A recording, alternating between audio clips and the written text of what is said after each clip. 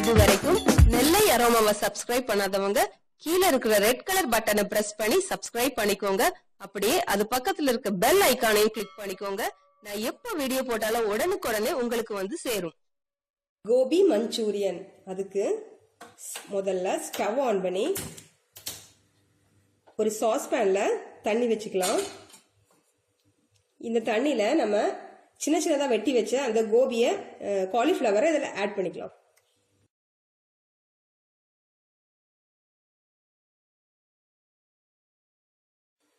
இது 200 கிராம் இருக்கும். இது கூட சால்ட் ஆட் பண்ணிக்கலாம்.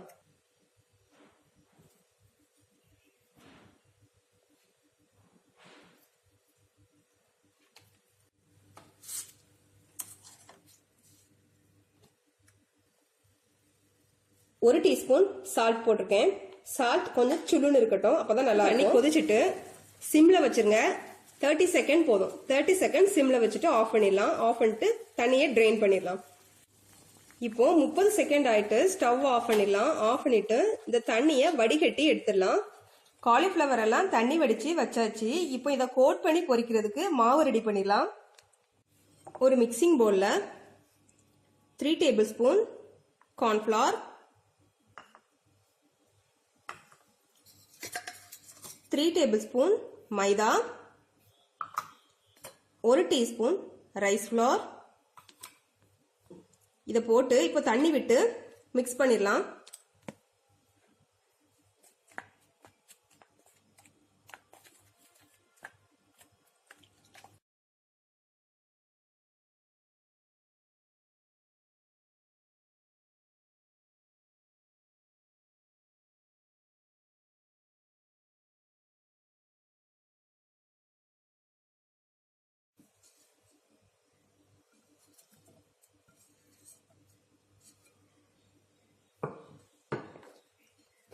மிக்ஸ் பண்ணி விட்டுக்கோங்க.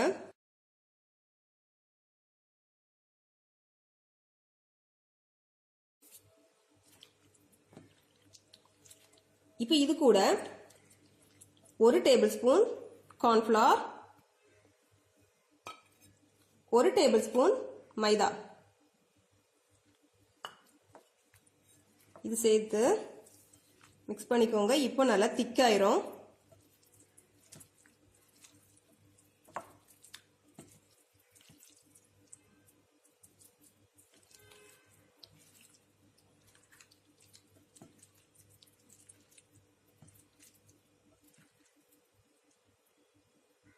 இப்போ இதை நம்ம பொரிக்க ஆரம்பிச்சிடலாம். எண்ணெய் நல்லா சூடானதும் நம்ம காலிஃபிளவரை போட்டு பொரிச்சு எடுத்துடலாம். ஒவ்வொன்றா போடுங்க. ஒன்றுல ஒன்று ஒட்டாத மாதிரி ஒவ்வொன்றா போடுங்க.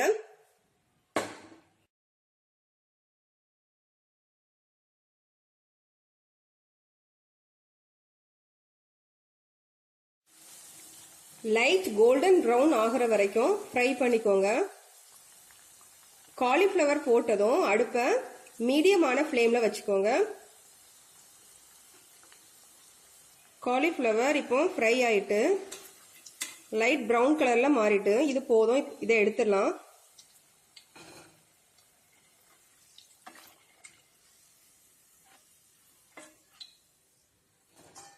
இதே மாதிரி மீதம் இருக்கிற காலிஃபிளவரையும் பொரிச்சு எடுத்துடலாம்.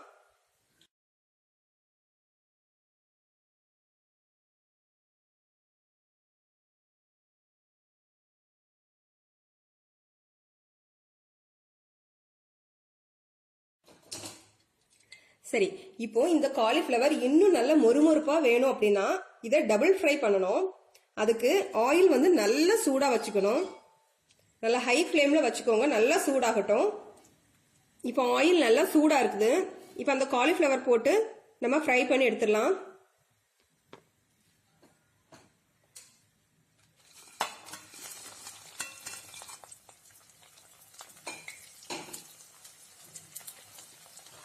இது என்ன கொஞ்சம் ப்ரௌன் ஆகுற வரைக்கும் ஃப்ரை பண்ணிக்கோங்க.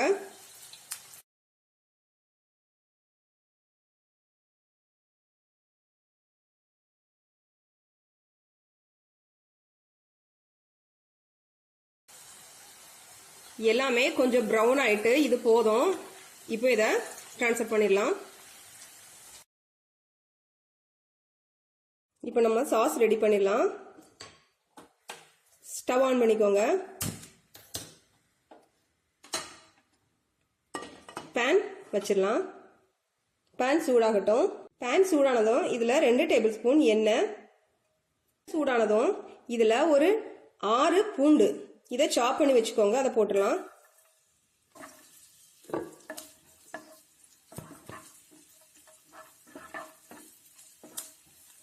இது கூட சாப் பண்ணி வச்ச 2 பச்சை மிளகாய் அதையும் போட்டுருங்க. சின்ன சைஸ் பச்சை மிளகாய் தான்.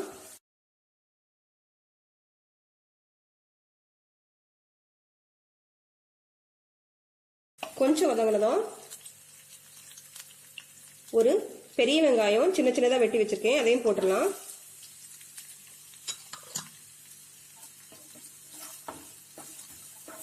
இது கூட வெங்காயம் வதங்குறதுக்கு கொஞ்சமா உப்பு போட்டுடலாம். ஒரு 1/2 டீஸ்பூன் உப்பு. நம்ம ஏற்கனவே காலிஃப்ளவர்ல உப்பு நல்லா போட்டிருக்கோம், அதனால உப்பு வந்து பார்த்து போட்டுக்கோங்க. அப்புறமா நம்ம ஆட் பண்ண போற சாசஸ்லயும் நிறைய உப்பு இருக்கும்.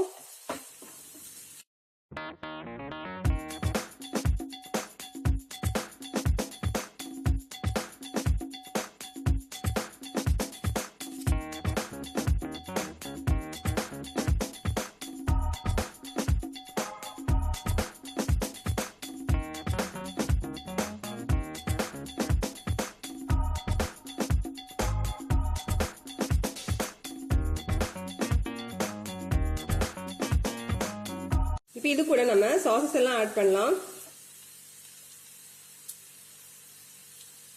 1/2 teaspoon soya sauce,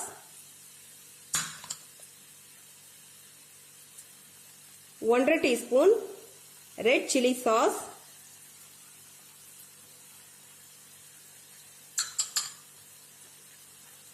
1 teaspoon tomato ketchup.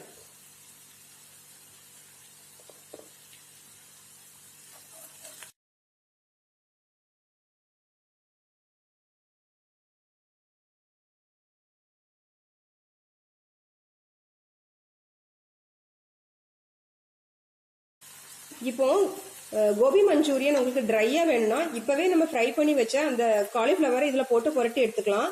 கொஞ்சம் கிரேவியா வேணும்னா, அதாவது போன வீடியோல நம்ம புலாவ் பார்த்தோம், அதுக்கு சாப்பிடுற மாதிரி கொஞ்சம் கிரேவியா வேணும் அப்படின்னா 1 ஸ்பூன் போல கார்ன்ஃபிளவர் எடுத்துக்கோங்க. கார்ன்ஃபிளவர்ல தண்ணி சேர்த்து மிக்ஸ் பண்ணிக்கோங்க. எல்லாத்தையும் ஊத்திராதீங்க, ஒரு பாதி போல ஊத்திக்கோங்க.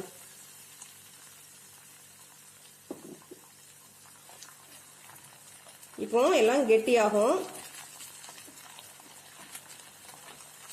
இப்போ நம்ம இந்த காலிஃப்ளவரை உள்ள போட்டுடலாம்.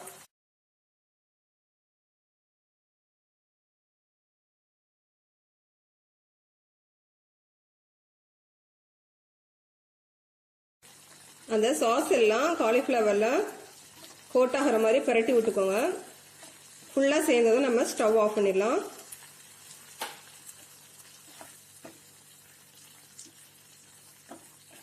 மேல கொஞ்சமா ஸ்ப்ரிங் ஆனியன் போட்டுக்கோங்க.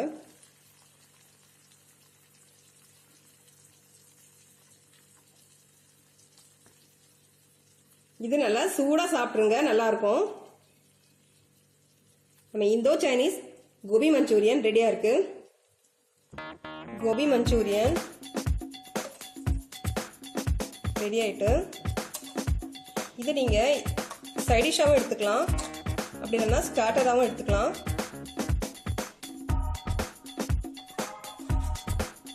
நல்லா கிறிஸ்பியா இருக்கும், கண்டிப்பா ட்ரை பண்ணி பாருங்க.